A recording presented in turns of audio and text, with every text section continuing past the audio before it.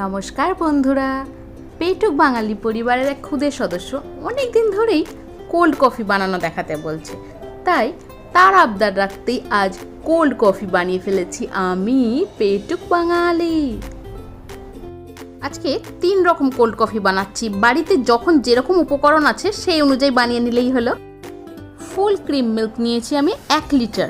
এটাকে ফুটিয়ে ঠান্ডা করার পর ফ্রিজে রেখে দিয়েছিলাম।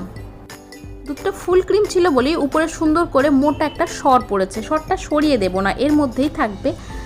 কোল্ড কফির স্বাদটা অনেক বাড়বে তাতে। অবশ্যই লাগছে কফি পাউডার, যে কোনো ব্র্যান্ড। ঈষদুষ্ণ গরম জলের মধ্যে আমি কফি পাউডারটা গুলিয়ে নেব। 1 লিটার দুধের জন্য আমি 4 টেবিল চামচ কফি পাউডার গুলে রাখছি। কফি পাউডার দুধের মধ্যে ডাইরেক্ট দেওয়া যেতে পারে, তবে এই গরম জলের মধ্যে এটাকে গুলিয়ে নিলে না ফ্লেভারটা আরও অনেক ভালো বেরিয়ে আসে। প্রথমেই বানাচ্ছি একদম বেসিক কোল্ড কফি, যার জন্য লাগে উপকরণ একেবারে কম। কফি কাপের 1 কাপ মানে 150 ml মতো দুধ নিলাম ব্লেন্ডিং জারের মধ্যে। সাথে দিয়ে দিলাম গুঁড়ো করা চিনি বা পাউডার সুগার। চিনির দানা ভালো করে নাও মিশতে পারে, সেই জন্য আমি চিনিটাকে একটু মিক্সিতে ঘুরিয়ে নিয়ে গুঁড়ো করে নিয়েছি। আর 150 ml দুধের জন্য নিচ্ছি আমি 2 টেবিল চামচ ওই কফি মিক্সচারটা। দিয়ে দেব কয়েকটা বরফের কুচি, যতটা ঠান্ডা আমি খেতে চাইছি। ঢাকনা বন্ধ করে এটাকে ঘুরিয়ে নিলেই হলো কয়েক সেকেন্ডের জন্য, 30 to 40 সেকেন্ডস, যাতে করে ওপরে একটা ফোম তৈরি হয়। কয়েক মিনিটের মধ্যেই বানানো হয়ে গেল একেবারে বেসিক, খুব কম উপকরণে তৈরি কোল্ড কফি।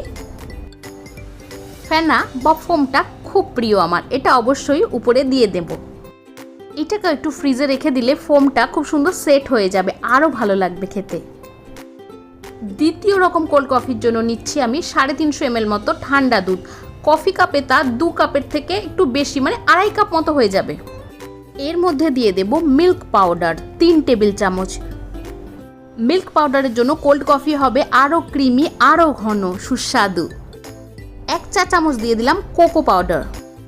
চিনির গুঁড়ো দিচ্ছি মাত্র 2 টেবিল চামচ, কারণ মিল্ক পাউডারটাও অনেকটা মিষ্টি। কফির মিক্সচার দিচ্ছি আমি 8 টেবিল চামচ।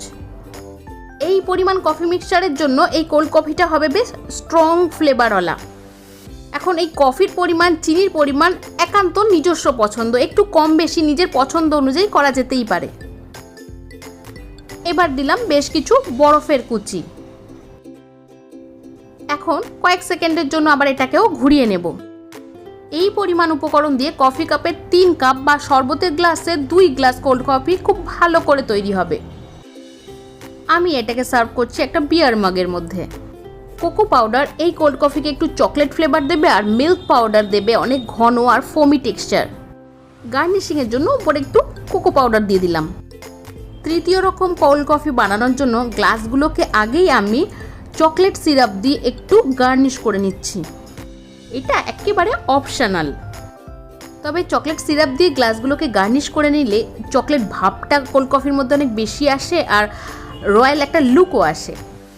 গ্লাসগুলোকে ফ্রিজে রেখে দেবো যতক্ষণ না কোল্ড কফিটা তৈরি হচ্ছে।